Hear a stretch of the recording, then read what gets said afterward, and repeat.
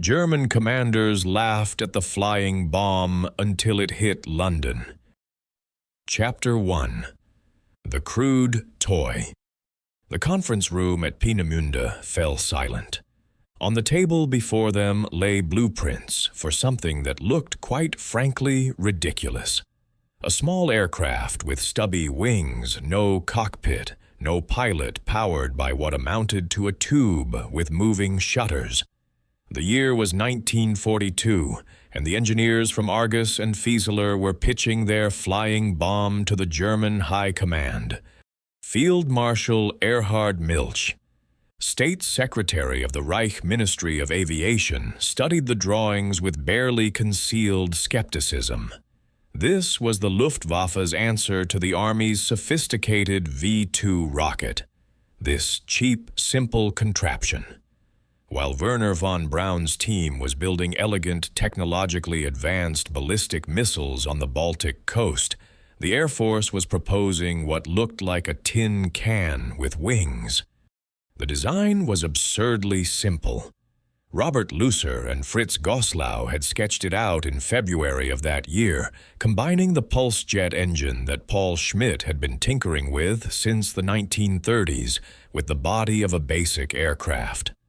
The heart of the weapon was the Argus AS-014 pulse jet, a device so primitive it didn't even need ignition coils once started. It just pulsed 50 times per second, creating a sound like a badly tuned motorcycle struggling up a hill. Even Hitler himself wasn't impressed. When he attended a demonstration in January 1943, the flying bomb crashed seconds after launch. The Führer, who had been making vague threats about superweapons since 1939, dismissed it as little more than an expensive toy. He had conventional bombers. He had von Braun's rockets. Why waste resources on this crude device that couldn't even guarantee it would reach its target? Hermann Göring, chief of the Luftwaffe, never supported the program. It seemed beneath the dignity of the German Air Force, this pilotless contraption, that anyone with basic metalworking skills could build. The fuselage was just welded sheet steel. The wings were plywood. There was no sophisticated guidance system, just a simple gyroscope and a mechanical counter that measured how far the bomb had flown. When the counter reached the preset distance, the engine cut out the weapon, tipped into a dive, and gravity did the rest. By the spring of 1943, the tests were still producing mixed results. Some V-1s flew beautifully, others crashed near the launch site or veered wildly off course. Only about 1 in 4 would actually hit anywhere near its intended target. The technical staff at Peenemünde called it the Cherry Stone Project, a code name that somehow captured the weapon's underwhelming nature. But the winds of war were shifting. By late 1943, British and American bombers were reducing German cities to rubble. Hamburg burned, Cologne burned. The medieval city of Lübeck, which had so enraged Hitler when it was bombed in April 1942, was gone. The Führer wanted revenge. He wanted terror. And suddenly this crude flying bomb started to look more interesting. Chapter 2. The morning of June 13th. At 4:25 in the morning on June 13th, 1944, exactly 1 week after D-Day, something strange appeared in the pre-dawn darkness over Kent. Members of the Royal Observer Corps, veterans of countless air raid warnings, had never seen anything like it. It looked like a small aircraft, but wrong somehow. The wings were too short, and there was something burning at the back, a sword of flame trailing behind it as it rattled across the sky. The sound was what people remembered most, not the scream of a diving Stuka or the drone of bomber engines. This was different, mechanical, inhuman, like a motorbike engine or a steam train laboring up a steep grade. Some said it sounded like a giant buzzing insect, which would give the weapon its nickname, the buzz bomb. The doodle bug. The first one hit Grove Road in Bow, East London, a railway bridge, a residential neighborhood. 6 people died instantly. 30 more were injured. 200 were made homeless. The blast was enormous, far larger than a conventional bomb of similar weight. When rescue workers arrived, they found something unexpected in the crater, the remains of an aircraft. But there was no pilot, no crew, nothing human at all. The British government tried to keep it quiet at first. Newspaper reports that morning mentioned air raids by German raiders, deliberately vague language that suggested conventional aircraft. But the truth couldn't be hidden for long. People had seen these things crossing the sky. They had heard that horrible buzzing sound. They had felt the strange silence when the engine cut out, followed seconds later by the explosion. By June 16th, the secret was out. Pilotless warplanes raid Britain. Screamed the evening news. The government scrambled to control the narrative. Herbert Morrison, Minister of Home Security, stood before the House of Commons and tried to sound calm. The available information, he said carefully, did not suggest that exaggerated importance need be attributed to this new development. Militarily, the weapon would have no effect on the course of the war. He was technically correct. Strategically, the V1 would change nothing, but that wasn't the point. Over the next 3 months, Germany would launch more than 8,000 of these flying bombs at England. Most would be aimed at London Hitler's obsession, his Target 42, with the Tower Bridge as the aiming point. The Germans launched them from massive concrete ramps along the French coast near Calais. Each launch site could theoretically fire 15 V1s per day, though achieving that rate consistently proved difficult. The weapon was loaded onto an inclined ramp aimed toward London like pointing a gun. A steam catapult powered by mixing hydrogen peroxide and potassium permanganate would violently thrust the missile forward until its pulse jet engine kicked in at 200 miles per hour. Then it was just physics. The V1 would climb to about 4,000 feet and settle into a straight flight path at 350 miles per hour. With a range of 150 miles, it took about 5 minutes to cross the English Channel. The simple guidance system kept it flying straight and level until the mechanical counter said, "Stop." Then the nose would tip down, and 25 feet of steel carrying a 1-ton warhead would plunge toward whatever lay below. Chapter 3. The Terror. By July, Londoners had learned the terrible rhythm of the buzz bombs. First, you would hear it, that distinct, buzzing roar growing louder as it approached. You would look up and see it, this small, stub-winged thing with fire shooting from its tail. And then you would pray. Pray that the engine kept running. Pray that it flew over you. Pray that it was someone else's neighborhood. Betty Hedges remembered it vividly decades later. The doodlebugs was awful. You saw them come over and you looked into the sky and you prayed that it wouldn't stop, that it would go over.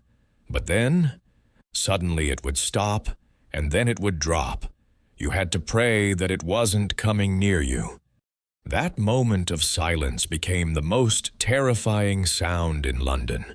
When the buzzing stopped, you had perhaps 15 seconds. 15 seconds to run, to take cover, to say goodbye.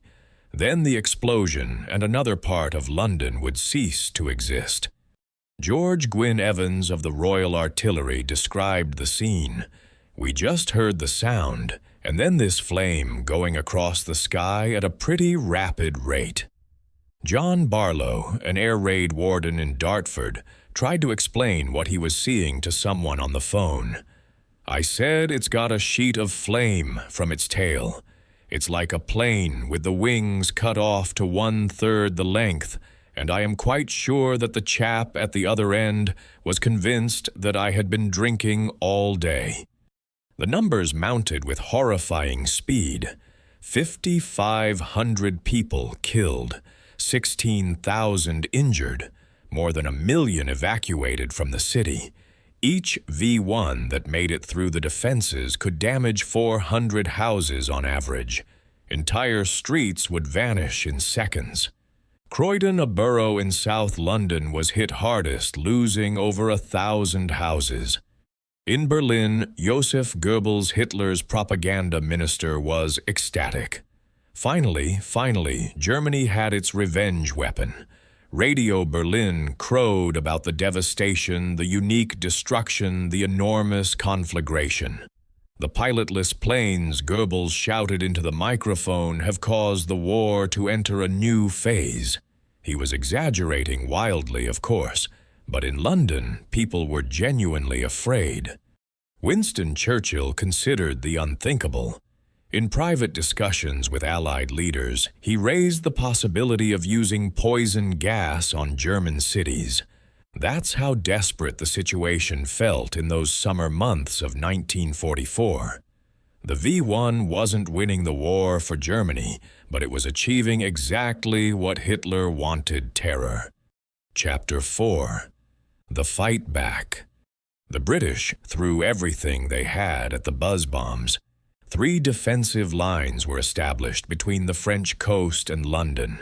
First, the fastest fighter planes would intercept over the Channel and the coast of Kent.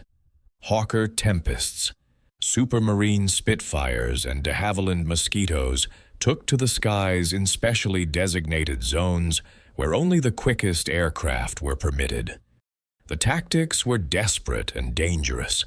Some pilots learned to fly alongside the V1 and tip its wing with their own, sending it spiraling into the ground or the sea. Others would get close enough to blast it with cannon fire, risking being caught in the explosion. Squadron leader Joseph Berry of 501 Squadron shot down 59 V1s. The Belgian ace Remy van Lierde destroyed 44. These pilots became heroes, but it was exhausting, chaotic work.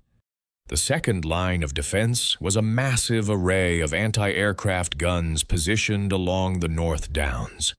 Hundreds of guns radar-directed, filling the sky with explosive shells.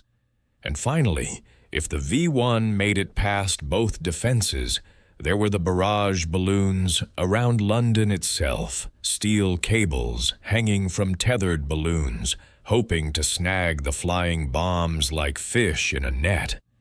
Between June and September 1944, this 3-tier defense destroyed over 3,500 V1s, but roughly 2,400 made it through to London.